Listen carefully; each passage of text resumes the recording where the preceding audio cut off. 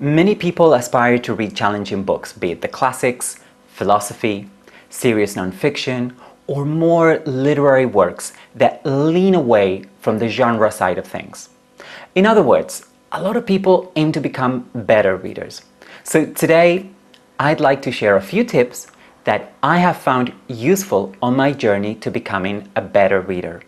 A journey that at this point has spanned several years, a few decades if I'm honest, and encompassed various milestones, including finishing university, moving to a different country, and starting my career.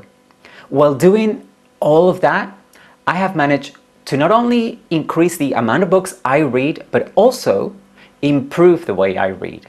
And that's precisely the critical point. We should focus on becoming good readers rather than faster readers.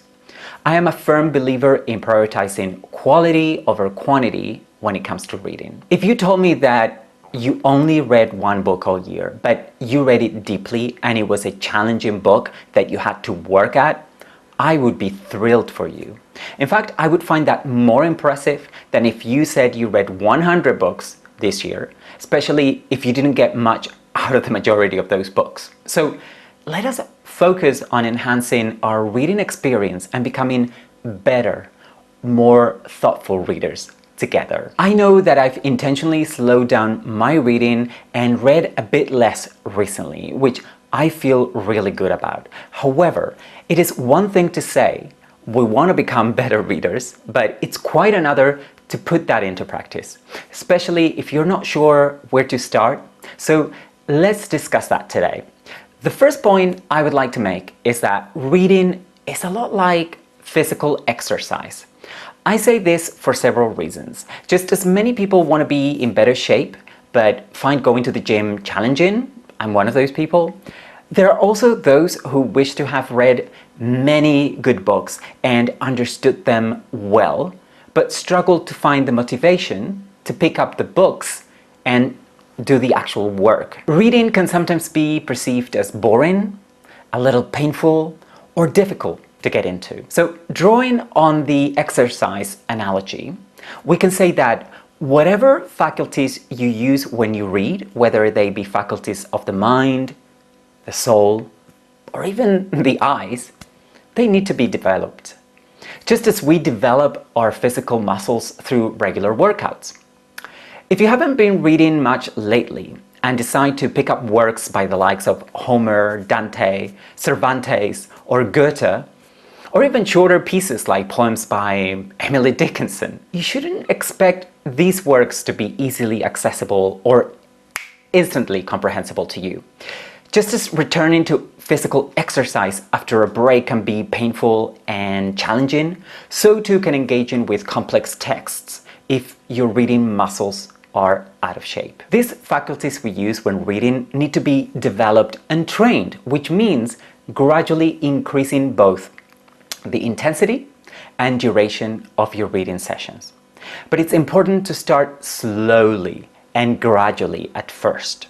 If you want to read more or read more deeply, it doesn't mean you need to set aside an entire day for reading, let's say a Saturday or a Sunday, especially if you haven't been reading much lately. Instead of doing that, try blocking off just 30 minutes a couple of times a week, not even every day, just a couple of times a week, and truly dedicate yourself to the task.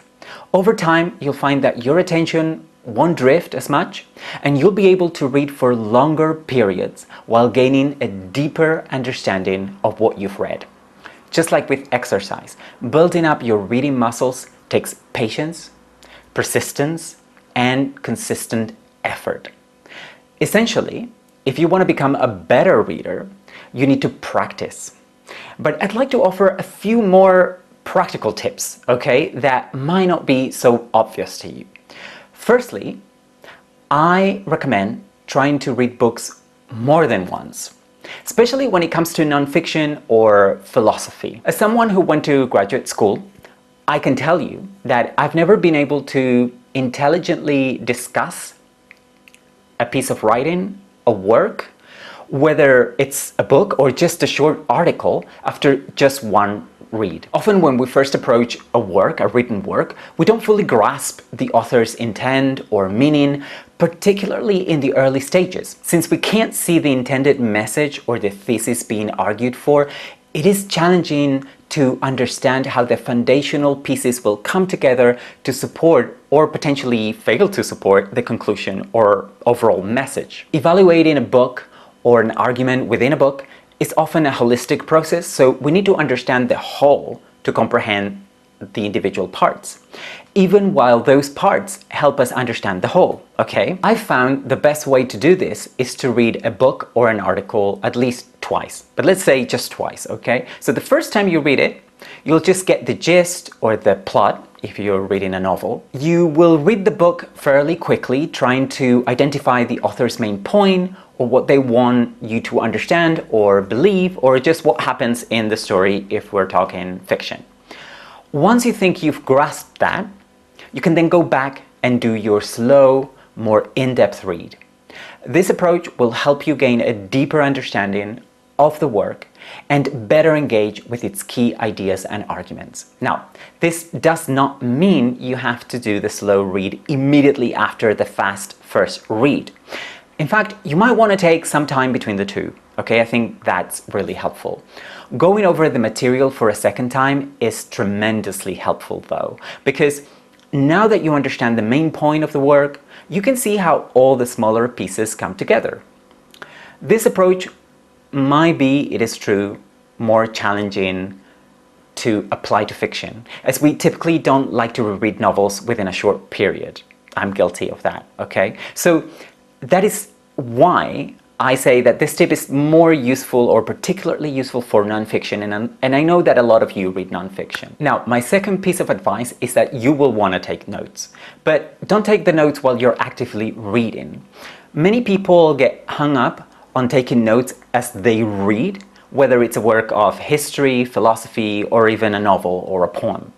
So those people would write down every point they think is important, constantly taking notes and marking up their books.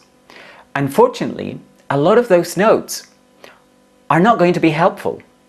They're not going to be helpful for understanding the author's intent or even for your own thinking process later.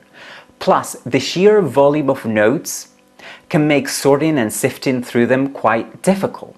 So instead of doing that, I prefer to lightly annotate when taking notes on a book. I use a pencil and simply put a little check mark next to the passages or the lines that I think are relevant, and maybe write less than a sentence in the margin occasionally. Usually a couple of words would do the trick.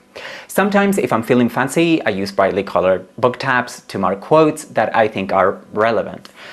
At most, I write about one paragraph, short paragraph, if that, at the end of every chapter, where I summarize the argument and where we are in relation to the book as a whole.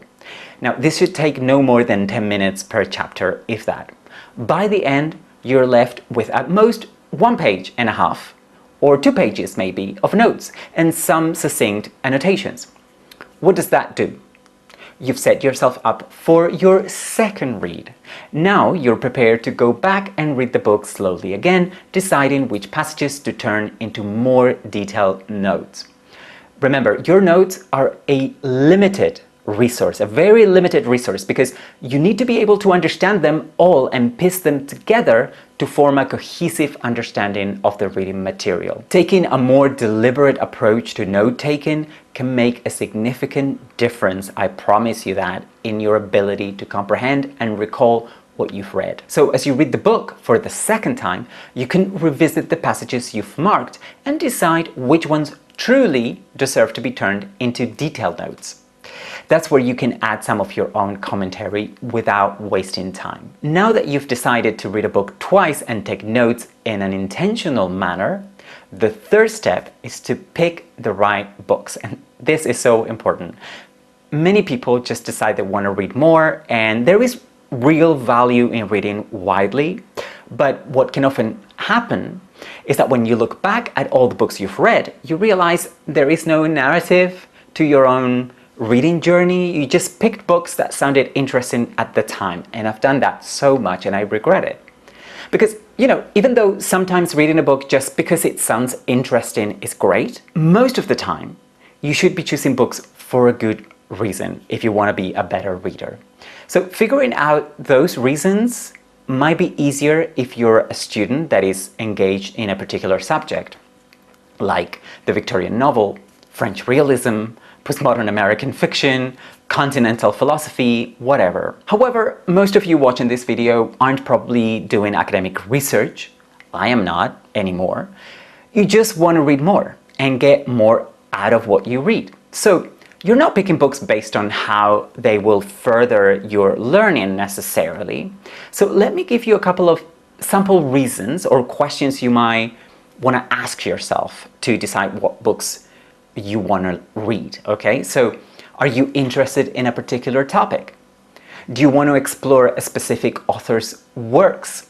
Are you trying to learn about a certain period in history or a country? Is there a genre you would like to delve into? Creating a reading plan can help ensure that your reading journey is purposeful and fulfilling, and I do that all the time. By considering your interests, goals, and reasons for readings, you will be more likely to choose books that genuinely resonate with you and contribute to your growth as a reader. So if you have a general interest or a specific author that you're fond of, it can be helpful to focus your reading on those areas, whatever they are. And if you're particularly interested in one author, let's say Tolstoy, Proust, Woolf, Kafka, Dostoevsky, consider dedicating a few months to a whole year to reading as much of their work as you can handle. This will allow you to understand the highs and lows of their body of work, as not every book by your chosen author is going to be outstanding. For instance, you might love Tolstoy's Anna Karenina, I know I do, but you might find that War and Peace or some of his other works don't resonate with you as strongly. Still, by exploring his entire oeuvre, you will gain a deeper understanding of his literary strengths and weaknesses, as well as the themes and ideas that he grapples with across his novels and stories, as well as his essays. Select a specific author. If there's a writer you're really drawn to, explore their work to get a deeper understanding of their ideas and style. Here's how you might want to go around doing that. First, read everything they wrote for publication. Then read their letters and diaries, and then read the work of those writers that influence them. Okay, you can see how a project like that might take several months or a year or sometimes longer depending on the writer you choose. Another option is to opt for a unique genre. So if you're passionate about a specific genre, like let's say poetry, dive into books of poems to see how the genre has evolved over time and what resonates with you. So you can choose books that further your research, personal or academic research, deepen your understanding of a topic, or simply allow you to explore the life and work of a particular author. These are all great reasons to pick up a book. The key takeaway is to be intentional. Be intentional about what you want to read and maybe even create a little plan for yourself. Remember, the books you choose aren't just about passing the time. They can also shape your thoughts and your perspectives. When you choose what to read, you're also deciding the kind of person you want to be. Engaging in self-development and personal intellectual growth requires careful thought. It's not something to leave to chance. Now, here's an extremely practical tip that can help you make reading a habit. Always carry your book with you. Always carry your Kindle or have access to an audiobook. This way, you'll find time to read throughout the day. You'll be surprised. For example, if you have a desk job, an office job, you could read during your lunch break. Spending 15 minutes with a good book is more rewarding than scrolling through your phone. Also, why not try reading for a few minutes before bed? Keeping your books close by makes it easier to find that elusive extra time to read and turns reading into second nature. Because once it becomes a habit, you will notice yourself reading more often and becoming a better reader overall. We want to make it easy for ourselves to practice reading, so choose a good book and pick it for a solid reason. Keep it with you as often as you can, wherever you go, and have a pencil in your pocket for taking notes when necessary. And be prepared to revisit those great works and enjoy the journey of self-discovery, self-growth, and learning.